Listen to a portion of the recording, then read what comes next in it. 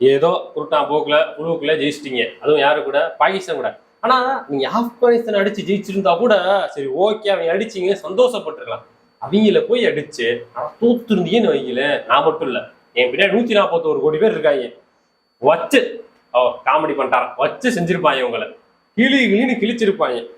ஏதோ எங்க வீட்டுல இருந்து சூரியகுமார் யாதவ், திலக் வருமா, பும்ரா, இப்படி 4 பேரை அனுப்பிச்சு விட்டேன், அதனால ஜெயிச்சிட்டீங்க. இல்லைன்னு வைங்க, உங்களுக்கு ஒண்ணு சொல்லிக்கிறேன், இந்த ஒரு பிளேயரை வச்சு விளையாடுறது, இந்த பிளேயர் இருந்தா ஜெயிச்சிடலாம், அந்த பிளேயர் இருந்தா ஜெயிச்சிடலாம், இவர் இருந்தா பேட்டிங் அவர் இருந்தா பவுலிங்ன்றத மறந்துருங்க. 2024 எப்படி கப்படிச்சாங்க, எப்படி அடிச்சாங்க?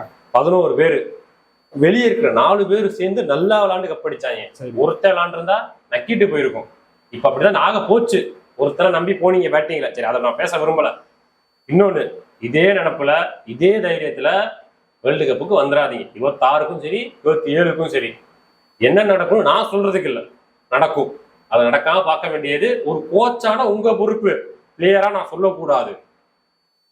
இவன் கோச்சா நான் கோச்சா, இவனை கூப்பிட்டு நான் பாராட்டலாம்னு நினைச்சா இவன் எனக்கு உட்காந்து பாடம் எடுத்துக்கிட்டு இருக்கேன்.